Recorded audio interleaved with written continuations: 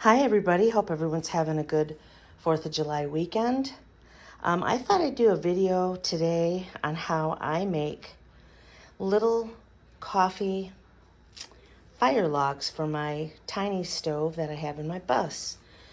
The reason I like these is they're lightweight, super lightweight, and I can put them in a container with a moisture eliminator to keep them nice and dry, you know, when the weather's humid and whatnot.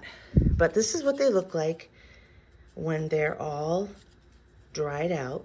There's coffee, sawdust, and shredded paper in this mixture. These I just was monkeying around and I put damp paper around them and formed a wrapper. You don't need a wrapper. They just, I don't know, long winters, boredom, you know, that kind of thing. Okay, so this is what the composted medium looks like. This, I call it composted. I don't know if it is really, but I think most people on these videos will say to leave it in this slurry for 3 weeks at least, just to get more of a homogeneous type medium. Mine's a little bit sloppy, but I'll show you how I get the water out. Okay, so we start off, I had coffee in here. I think you can even shred these, but I don't mess with them. So you need coffee grounds, and I would say equal parts of everything. I don't really measure anything. Equal parts used coffee grounds. You can even get them at a store if you want. If you know the barista or whatever, go in and say, hey, you know, you throw out a lot of grounds, can I have some? Some people do that. Then you use sawdust, which I don't have any more sawdust because I'm almost done with my bus build. So I've swept all that up. So now I'm going to have to buy some off of Facebook Marketplace or something. And then non-shiny paper. This is Amazon box stuffing.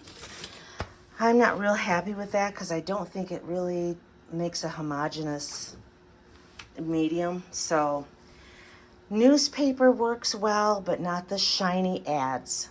Don't use any shiny paper. Any thin, dry, what do I want to say, matte paper is good. Okay, so we got this stuff. And I already put some in here, but basically put your coffee grounds in, sawdust, and I have some shredded paper here, and some water. I probably have enough water in there, but I'll put some more in. I think the sloppier, maybe the better. And I use this drill with a mixer on it. You could probably see. Oh yeah, I just made a mess. That's okay. So that's what you do.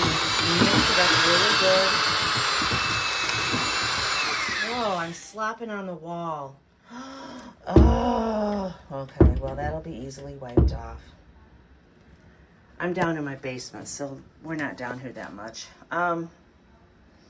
Okay, so we've got the water. And you can see it's pretty glistening. I don't know what that red stuff is in there.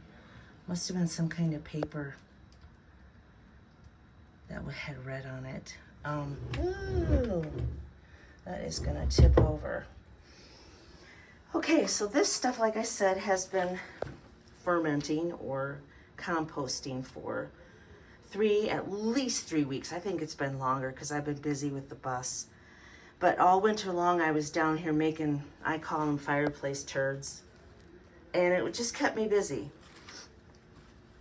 So we've got the slurry. And then what you would like to have is a board in the bottom of a bucket to keep this. It's like a form to make them. It's PVC pipe, obviously, and you take a drill and you drill quite a few holes in it for drainage. And then you have to make a plunger. And I just used an old broom handle, and then I put a washer. Well, I used a hole saw to make that. And then I used a washer and a screw to get it on there. Okay, so a form, a plunger, and a board in the bottom. Okay, so here's what we're doing. We're just loading the stuff in. And you know, a trowel isn't the optimal thing to use. It just isn't, but it's what I have. So it's what I use. And if I'm careful, I can pretty much do it without making too big of a mess. Okay, I'm gonna fill it almost to the top, and you can see it's nice and loose, so it'll squash down to, oh, probably 3/4 of that size, if I'm saying that right. Okay, so here's where the action comes in. You need a little gumption. You can see that when you press down, water's coming out of the holes. And that's why you want a board in the bottom, so your brick or log isn't sitting in a pool. It's hard to do with just one hand. And then what I usually do is, this is going to be tough, but I'll put this leftover liquid in the new batch.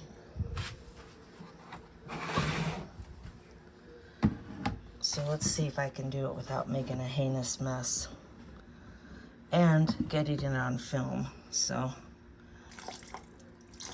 hey, look at that. Okay, so I got most of it out. Okay, so then I'm going to put it back down, and I'm going to put some more pressure on it. See if I can squeeze out any more one-handed.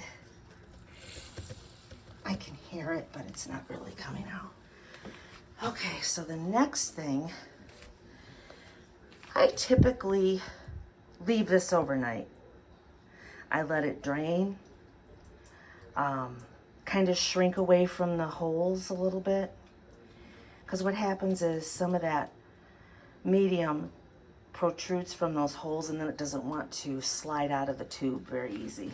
But we're gonna go ahead and try it. Okay, this is really messy. Oh. Okay, so I turn it upside down, and you can see, oh boy, I might need 2 hands for this. This is, oh boy. Okay, I may not be able to show you this part because it's not drained enough. I suppose I could put the camera down, but anyway, you get the idea. I'm gonna leave this tipped the right way. Let it set for at least a few hours, if not overnight, and then come down here. I gotta rinse my hands off. And then I'll come down here and put it on the drying rack, which is just a shelf. You can put newspaper down, protect it a little bit. Okay, so there we go. That is my fireplace turd making process. And like I said, the reason I do it is they're lightweight. I can shove them under my seats in that airtight box, basically airtight box. And then they can either be fire starters, or I can throw 3, maybe 4 in there and warm up the bus in the morning. We don't camp in ridiculously cold weather anyway, so it would be just to quickly warm up the bus, and that's it. You always want to have multiple redundancies. That's a redundancy right there. But you want to have redundancies in heat, whatever you've got going on in there, batteries, tools, in case you break one. We always keep a couple different tools on hand, but yeah, so I hope you enjoyed the video. Hope you found it interesting. I just happened to run across this. I know they do this a lot in England. A lot of them were from England that did the video. So I don't know if they have a hard time getting wood or what the motivation is, but I found it interesting, and it's a little messy, but like I say, in the wintertime, man, it's just keeps me busy, gives me something to do. Anyway, you guys have a great weekend. Thanks for watching. Bye.